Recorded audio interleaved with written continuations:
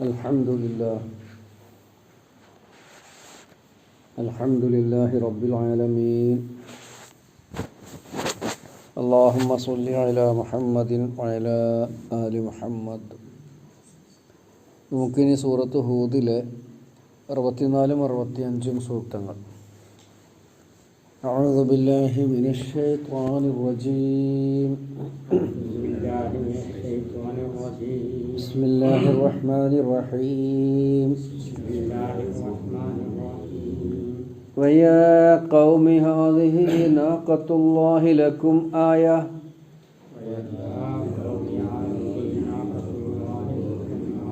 فذروها تأكل في أرض الله ولا تمسوها بسوء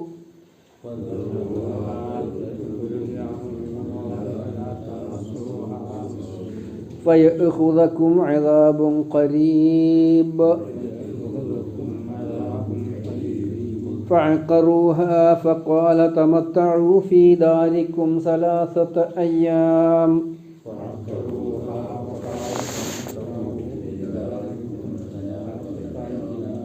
ذلك وعد غير مكذوب. Via Qaumi, അദ്ദേഹം പറഞ്ഞു, എൻ്റെ ജനങ്ങളെ. സ്വാലിഹ് നബി അലൈഹിസ്സലാം പറഞ്ഞു, ഹാദിഹി നാഖത്തുല്ലാഹ്, ഇതാ അള്ളാഹുവിൻ്റെ ഒട്ടകം, ലക്കും നിങ്ങൾക്ക്, ആയത്തൻ ഒരു തെളിവായിട്ട്, ഒരു അടയാളമായിട്ട്, ഒരു ദൃഷ്ടാന്തമായിട്ട്. ഫദറൂഹ ആയതിനാൽ അതുകൊണ്ട് നിങ്ങളതിനെ വിടണം. തഅക്കുൽ ഫി അർദില്ലാഹി, അത് അള്ളാഹുവിൻ്റെ ഭൂമിയിൽ തിന്നു നടക്കട്ടെ. വലാ തമസ്സൂഹ, നിങ്ങൾ അതിനെ തുടരുത്. ബിസൂഇൻ, ചീത്ത തരത്തിൽ, മോശമായി കൈകാര്യം ചെയ്യരുത്. ഫയഅഖുദക്കും, അങ്ങനെ സംഭവിച്ചാൽ അപ്പോൾ യഅഖുദക്കും, നിങ്ങളെ പിടികൂടും. അദാബുൻ ഖരീബ്, അടുത്തു തന്നെ ശിക്ഷ പിടികൂടും, പെട്ടെന്ന് തന്നെ ശിക്ഷ പിടികൂടും. ഫഅഖറുഹ, എന്നിട്ട് അതിനെ അവർ അറുത്തു. അഖറുഹ. ഫഖാല, അപ്പോൾ അദ്ദേഹം പറഞ്ഞു, തമത്തഉ ഫി ദാരിക്കും, നിങ്ങൾ നിങ്ങളുടെ വീട്ടുകളിൽ സുഖമായി കഴിയുക. 3 അയ്യാമിൻ, 3 ദിവസം. ദാലിക വഅദുൻ, അതൊരു ഭീഷണിയാണ്. ഗൈറ മക്ദൂബ്, തള്ളിക്കളയാനാവാത്ത, നുണയാക്കാനാവാത്ത വിധത്തിലുള്ള ഒരു താക്കീതാണ്, അല്ലെങ്കിൽ ഒരു ഭീഷണിയാണ്. ഒന്നുകൂടി അർത്ഥം പറയാം. വയാ ഖൗമി, അദ്ദേഹം ജനങ്ങളോട് പറഞ്ഞു, യാ ഖൗമി, എൻ്റെ ജനങ്ങളെ. ഹാദിഹി നാഖത്തുല്ലാഹി ലക്കും ആയത്തൻ, ഇതാ നിങ്ങൾക്ക് തെളിവായി അള്ളാഹുവിൽ നിന്നുള്ള ഒരു ഒട്ടകം. ഫദറൂഹ, നിങ്ങൾ അതിനെ വിടണം, അതിനെ ഉപേക്ഷിക്കണം. തഅക്കുൽ ഫി അർളില്ലാഹി, അത് അള്ളാഹുവിൻ്റെ ഭൂമിയിൽ തിന്നു നടക്കട്ടെ എന്നർത്ഥം. വലാ തമസ്സുഹ, നിങ്ങൾ അതിനെ തുടരുത്. ബിസൂഇൻ, ചീത്തയോടുകൂടി, എന്ന് വെച്ചാൽ മോശമായ വിധത്തിൽ നിങ്ങൾ അതിനെ തെളിക്കുകയോ അടിക്കുകയോ ഉപദ്രവിക്കുകയോ അരുത്. വലാ തമസ്സുഹ ബിസൂഇൻ ഫയഖുദക്കും അദാബുൻ ഖരീബ്, അപ്പോൾ അടുത്തു തന്നെയുള്ള ഒരു ശിക്ഷ നിങ്ങളെ ബാധിക്കും, പിടികൂടും. ഫഅഖറുഹ, പക്ഷെ അവരതിനെ ഉപദ്രവിച്ചു എന്ന് മാത്രമല്ല, അതിനെ അറുക്കുകയാണ് അവർ ചെയ്തത്. അഖറുഹ. ഫഖാല, അപ്പോൾ അദ്ദേഹം പറഞ്ഞു, തമത്തഉ ഫി ദാരിക്കും 3 അയ്യാമിൻ, 3 ദിവസം നിങ്ങൾ ഇനി കഴിയുക, സുഖമായി കഴിഞ്ഞുകൂടുക. 3 ദിവസം കൂടി ഉള്ളൂ ജീവിതം എന്നർത്ഥം. ദാലിക വഅദുൻ ഗൈറു മക്ദൂബ്, അത് തള്ളിക്കളയാനാവാത്ത അള്ളാഹുവിൻ്റെ ഭീഷണിയാണ്. അർത്ഥം പറയുമ്പോൾ തന്നെ കാര്യം ബോധ്യമായിട്ടുണ്ടാവും അല്ലേ? സാലിഹ് നബി അലൈഹി സ്വലാമയെ സംബന്ധിച്ചും അദ്ദേഹത്തിൻ്റെ ഒട്ടകത്തെ സംബന്ധിച്ചും നമുക്കൊരു ചരിത്രത്തെ സംബന്ധിച്ചൊരു ധാരണ ഏകദേശമുണ്ട്. സാലിഹ് നബി അലൈഹി സ്വലാം തൻ്റെ പ്രബോധനവുമായി മുന്നോട്ട് പോകുമ്പോൾ ജനങ്ങൾ പറഞ്ഞു, ഞങ്ങൾക്കൊരു അത്ഭുതം വേണം, ഒരു അടയാളം വേണം, ഒരു ദൃഷ്ടാന്തം വേണം, നീ നബിയാണെന്നുള്ളതിന്. ഇന്ന് സാലിഹ് നബി അലൈഹി സ്വലാം അള്ളാഹുവിനോട് ദുആ ചെയ്യുകയും ആളുകൾ കാണുക മലമുകളിലെ ഒരു പാറ പിളർന്ന് അതിൽ നിന്നൊരു പെണ്ണൊട്ടകം പുറത്തു വരികയും ചെയ്തു. ഇന്നും ആ പ്രദേശം അവിടെ ഉണ്ടെന്ന് പറയുന്നു. ഈ പാറയുടെ ഉള്ളിൽ നിന്നാണ് ഒട്ടകം പുറത്തു വന്നത് എന്നൊക്കെ അതിൻ്റെ വീഡിയോയിൽ കാണുമ്പോൾ സഖമൊക്കെ അറിയുണ്ടാകും. കണ്ടവർക്കത് വീഡിയോയിലൊക്കെ അതിൻ്റെ ചെറിയ ഒരു വീഡിയോ ഒരു 10-12 മിനിറ്റ് കൊണ്ട് വീഡിയോ എടുത്ത് ഞാൻ കണ്ടു. അപ്പോൾ ആ പാറ പിളർന്ന അത്ഭുതകരമായ വിധത്തിൽ വലിയ ഒരു പെണ്ണൊട്ടകം, സാധാരണയിൽ കവിഞ്ഞ വലിപ്പമുള്ളൊരു പെണ്ണൊട്ടകം പുറത്തു വന്നപ്പോൾ സ്വാഹിൽ നബി അലൈഹി സ്വലാം ഇത് അങ്ങ് അടയാളം കണ്ടല്ലോ, ഒട്ടകം വന്ന വിധം കണ്ടല്ലോ. ഇനി ആ ഒട്ടകം ഇവിടെ മേഞ്ഞ് നടക്കും, തടയാൻ പാടില്ല, തെളിക്കാൻ പാടില്ല, അതങ്ങനെ മേഞ്ഞ് നടക്കും. ആരെ കൃഷിയിലാണെന്നോ ആരെ തോട്ടത്തിലാണെന്നോ ആരെ മണ്ണിലാണെന്നോ അതൊന്നും പറയാം, അതിനവിടെ നാട്ടാനും തെളിക്കാനും പാടില്ല. കാരണം ഇത് അങ്ങനത്തെ ഒരു വിധത്തിൽ നിങ്ങൾക്ക് അത്ഭുതകരമായി പ്രത്യക്ഷപ്പെട്ടിരിക്കുന്ന ഒട്ടകമാണ്. വെള്ളം കുടിക്കലും അങ്ങനെ തന്നെ. നിങ്ങൾ വെള്ളം കുടിക്കുന്ന കുളത്തിൽ നിന്ന് അല്ലെങ്കിൽ കിണറ്റിൽ നിന്ന് ഒരു ദിവസം നിങ്ങൾക്ക് കുടിക്കാം, അടുത്ത ദിവസം ഒട്ടകത്തിനുള്ളത്. അന്ന് നിങ്ങൾ വെള്ളം കുടിക്കാൻ അവിടെ പോകാൻ പാടില്ല. ഒരു ഒട്ടകത്തിനും ഒരു ദിവസത്തിനും അങ്ങനെ ഒന്നരാട് ഒക്കെ ഖുർആൻ വളരെ വ്യക്തമായി പല സന്ദർഭങ്ങളിലായി സൂചിപ്പിച്ചിട്ടുണ്ട്. അതാണ് സംഭവം. പക്ഷെ എന്താ ഉണ്ടായത്, അവിടെ അവരൊരു ഗുണ്ടാപടയായിരുന്നു. നമ്മൾ പറയാറില്ലേ കാപ്പ ചുമത്തേണ്ട ആൾക്കാർ, കാപ്പ ചുമത്തേണ്ട ആൾക്കാർ ഒരുപാടുണ്ട്. ഇന്നത്തെ കാലത്ത് അങ്ങനെ പറയുമ്പോൾ അങ്ങനെയാണല്ലോ, എന്താ അതിന് പറയുക, ഗുണ്ട ആക്ട് അല്ലേ, വെറുതെ ഒരു കാരണമില്ലാതെ പ്രകോപനം ഉണ്ടാക്കുന്ന ഒരു വർഗം, അങ്ങനത്തെ ഒരു മാനസികാവസ്ഥ. അവർക്കൊക്കെ ചികിത്സ ഉണ്ട് ആവശ്യമാണ്. ഇത്രയും തരത്തിലുള്ള ഗുണ്ടകൾ ആണുങ്ങളിലും പെണ്ണുങ്ങളിലും ഉണ്ട്. ആരെ എങ്ങനെ ഉപദ്രവിക്കുന്നൊന്നും പറയാൻ പറ്റില്ല. ഒരു പ്രകോപനവും ഇല്ലാതെ ആളുകളെ അടിക്കാനും ഇടിക്കാനും പണം വാങ്ങി ആളുകളെ ഉപദ്രവിക്കാനും ഒക്കെ മനസ്സുള്ള അതൊരു വല്ലാത്ത മാനസികാവസ്ഥയാണ്. ഇന്നുണ്ട് അങ്ങനത്തെ ആൾക്കാർ. അപ്പം അത്തരത്തിലുള്ള ചില സംഘങ്ങളുണ്ടായിരുന്നു അവരുടെ കൂട്ടത്തിൽ. ആ സംഘങ്ങളിൽപ്പെട്ട ഒരാൾ 9 പേരടങ്ങുന്ന ഒരു സംഘമാണെന്ന് പറയപ്പെടുന്നു. അങ്ങനെ ഗ്രൂപ്പ് ഉണ്ടാവുമല്ലോ അവർക്കൊക്കെ. അയാളാണ് ആ ഒട്ടകത്തെ. നാട്ടുകാർ ആരും അതിനെതിരും പറഞ്ഞില്ല. കാരണം എന്താ, ഈ ഒട്ടകം തോന്നിയടുത്ത് കിടന്ന് മേയാണ്, പിന്നെ വെള്ളം കൂടി മുട്ടിക്കുകയാണ്. അവർ കുടിച്ചിരുന്ന വെള്ളം അന്ന് ഒരു ദിവസം നാട്ടുകാർക്ക് ഒരു ദിവസം ഒട്ടകത്തിന് വിട്ടുകൊടുക്കുക, അതും അവർക്ക് പ്രയാസം. ഒട്ടകത്തിന് തന്നെ അവരുടെ ഒട്ടകങ്ങളും ഉണ്ടാവുമല്ലോ. ഇതൊക്കെ അത്ഭുതകരമായ വിധത്തിൽ അള്ളാഹു തആല ചില നിയന്ത്രണങ്ങൾ ഉണ്ടാവുമല്ലോ മനുഷ്യന്മാർക്ക് അള്ളാഹുവിൻ്റെ വക. നമുക്കില്ല നിയന്ത്രണങ്ങൾ. നമുക്ക് എന്ത് കഴിക്കണം എന്ത് കഴിച്ചുകൂടാന്നുള്ളത് നിയന്ത്രിച്ചിരിക്കണമല്ലോ. നോമ്പിന് നമുക്ക് അനുവദനീയമായ ഭക്ഷണങ്ങളും അള്ളാഹ് ഹറാമാക്കിക്കണമല്ലോ. ഈ നിയന്ത്രണം ഒരു പരീക്ഷണമാണ്. നമ്മൾ അൽ-ബഖറയിലും പഠിച്ചിട്ടുണ്ടല്ലോ, വെള്ളം കുടിക്കുന്നിടത്ത് നിയന്ത്രണം. നോമ്പല്ലാത്ത കാലത്തും ത്വാലൂത്ത് രാജാവും ജാലൂത്തും തമ്മിലുള്ള യുദ്ധത്തിൽ ത്വാലൂത്ത് രാജാവിനും സൈന്യത്തിനും പുഴയിൽ നിന്ന് ഒരുപാട് വെള്ളം കുടിക്കാൻ പാടില്ല, ഒരു കോരി കുടിക്കാനേ പാടുള്ളൂ എന്ന് പറഞ്ഞിട്ടുണ്ടല്ലോ. അത് ചില സമയത്ത് അങ്ങനെ നിയന്ത്രിക്കും.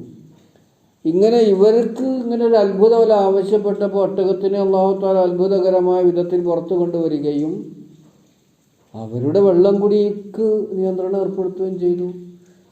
ഇത് അംഗീകരിക്കലാണ് ഒരു വിശ്വാസിയുടെ കടമ.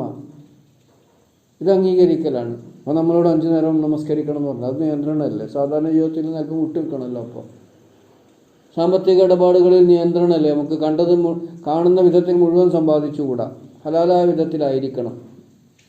കണ്ട വിധത്തിൽ മുഴുവൻ ചെലവഴിച്ചുകൂടാ, ഹലാലായ വിധത്തിൽ നിയന്ത്രണത്തിലായിരിക്കണം.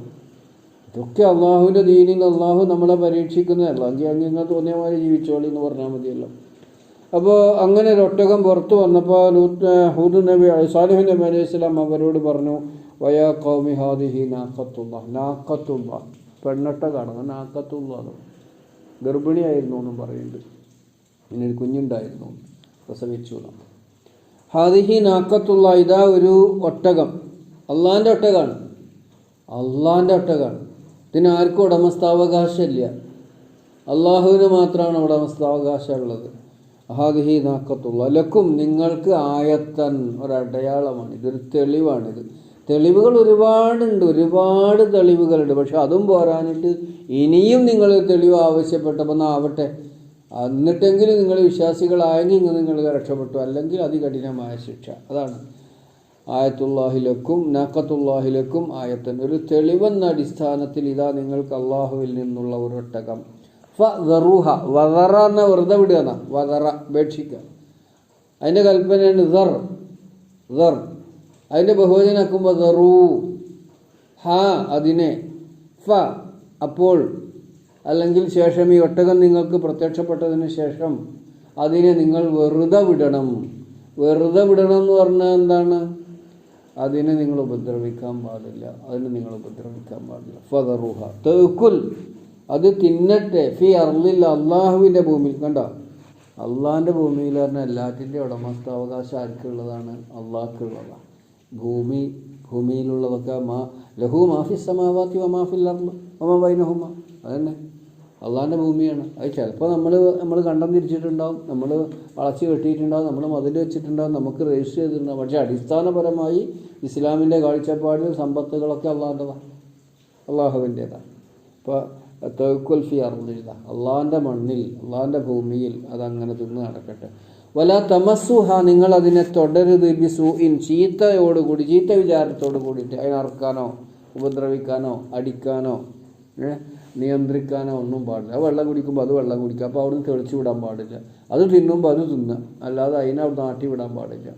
ഒരു തരത്തിലും അതിനെ ഉപദ്രവിക്കരുത് എന്നാണ്. വല തമസ്സുഹ ബിസൂഇൻ.